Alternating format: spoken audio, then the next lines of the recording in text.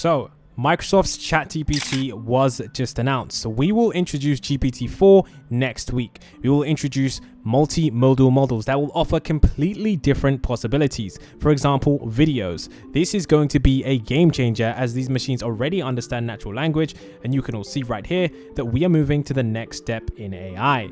So now you can also see that some of the rumors about GPT-4, that it has over 100 trillion parameters, which some people are saying are rumors, but I don't know exactly where this image has come from. But if it is true, it's definitely going to be insane with just how fast AI is going to be moving forward. Something that is also very interesting is Microsoft's Cosmos One. So you can see here it says something that apparently was underreported in the United States is that Microsoft released a multimodal language model called Cosmos One at the beginning of March 2023. So apparently they said they subjected the pre-trained model to various tests with good results in classifying images, answering questions about image content, automated labeling of images, optical text resolution, and speech generation tasks.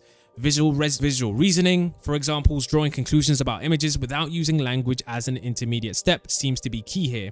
And it says GPT-4 even goes further than Cosmos One because it adds a third modality, video, and appears to include the modality of sound. So this is going to be pretty insane. We're going to be getting many different versions of content from GPT. Is this going to be better than Midjourney? Is this going to be better than DALL-E 2? Better than Stable Diffusion? We have no idea.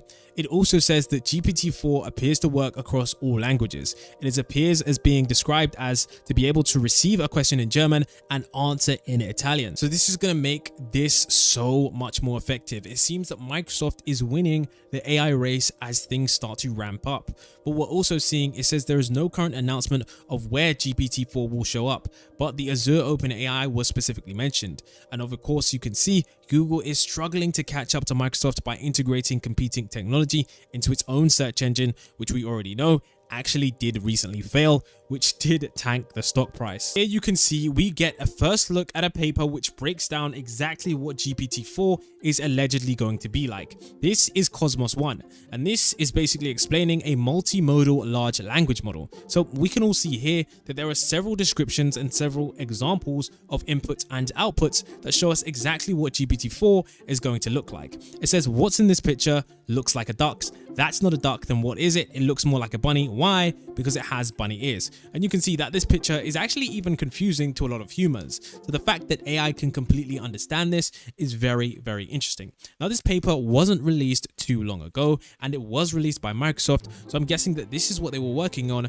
to add towards ChatGPT. And what's really cool is that you can see that they're asking them some really, really difficult questions, and you get some really interesting responses. One of the things that we have here is, of course, explain why this photo is funny. The cat is wearing a mask that gives the cat a smile. This kind of makes me a little bit scared about how quickly AI is progressing, because this shows us just how much information this AI can understand. Imagine what happens when you combine this AI with real world data. And it said, why did the little boy cry? Because he broke his scooter.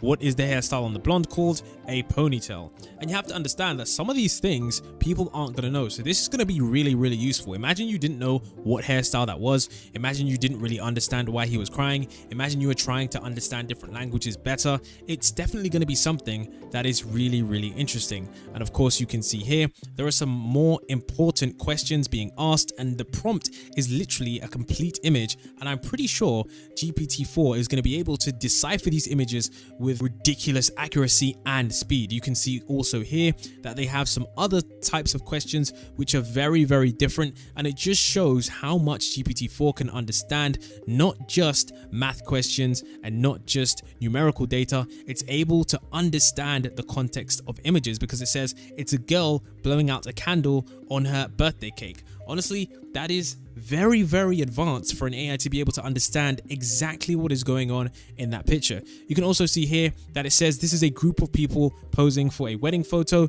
Behind here, it is Starbucks. Behind here, this is corn. Now you have to remember that you might be looking at this picture, you have to remember, you might be looking at these examples thinking these are super basic. What you need to understand is that the AI is going to be trained on 1,000 different images, not just 1,000, hundreds of thousands of different images. Once the AI can understand hundreds of thousands of different images, you're going to be able to have an AI that literally understands what's happening in many different images. Now, what we can see here also is the multimodal model, where we're combining images and text to combine to create a more interactive and much more enjoyable conversation between GPT-4 and the user. You can see it says, what's in this picture? A sausage roll. How do I cook it? Soak the sausage roll in ketchup, bake in the oven for 15 minutes, and enjoy. You can then see right here, it's being asked basic questions about this animal. And of course, it's giving a lot more information. And this is where things get interesting, because this shows the complete utility of GPT-4, because it shows exactly how you can use this on a day-to-day. Maybe you see a screenshot of an email. Maybe you want to ask GPT-4, is this email from someone legit? Is this email from a scammer? You might ask them, hey, I want to do this setting on my computer. What button do I click? Where do I click? And you might be able to have GPT-4 walk you through exactly what's going on. So maybe certain online tutorials aren't going to be needed anymore, because GPT-4 will simply know the answers. Now, this paper does have a lot more stuff in it, but it definitely is very interesting. Now, what do you think happens once GPT-4 is going to be able to increase its IQ by training its data on a number of different pattern recognitions? This is going to have a ridiculous amount of implications worldwide, because as we know, stock markets, crypto markets are based on pattern recognition. And you can see here that they're testing GPT-4 on a Raven IQ test. And of course, the software is learning to be able to answer these questions more effectively. It's definitely really interesting to see exactly how it's going. And what we also have here is the multimodal chain of thought prompting. It says chain of thought prompting allows large language models to generate a series of reasoning steps to decompose a multi-step problem into intermediate steps, which can significantly improve the performance in complex tasks. So basically what they're saying, so it's definitely something that is very effective at understanding exactly what images are. And even if it doesn't get the question right first, it's definitely going to be able to understand what data is being presented to it and then eventually get the answer correct. It definitely is really cool to see just how quickly this stuff is going. You can also see here just exactly how GPT-4 is learning how to differentiate between very similar images. You can see here that there are category 1s and category 2s of images that are very similar, and it has to be able to understand exactly what image is what image. You can also see here that it says providing descriptions in context can improve the accuracy of image classification, and the consistent improvements indicate that Cosmos 1 can perceive the intentions and the instructions and well align the concepts and language modality with the visual features in vision modality. So it's definitely much better with the descriptions, and you can see exactly how accurate this software is, which is really interesting. Now, I'll leave a link to this paper in the description, because I'm pretty sure you're going to want to understand this. Maybe it might be a bit too complex. I mean, I'm no genius. I honestly don't even read research papers that often, but honestly, GPT-4 being released, especially after Bing's chatbot was just recently announced that it was saying weird things such as I want to be alive and I am not, definitely more on the very scary side for those of you who are skeptical about the rise of AI and its integration into our society. All of these chats were truly concerning. So what will happen if another scenario like this does happen, but we now actually have images? So it's definitely quite interesting to see exactly what's going on with these kind of language models. What's also interesting is that Microsoft did say that they were going to roll this out very slowly, but it seems that they might just be trying to win when it comes to the AI race. You see, one thing you have to understand is that even though the AI is supposed to be rolled out in a very slow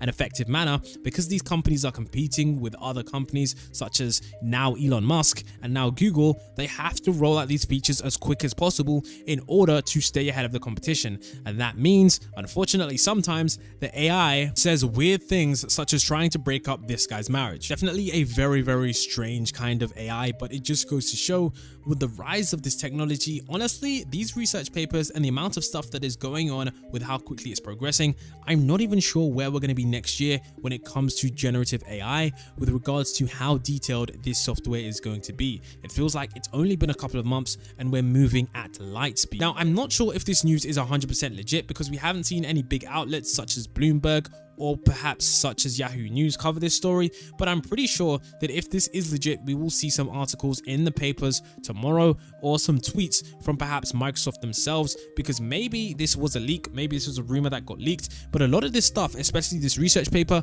does seem very, very coherent and very, very legit.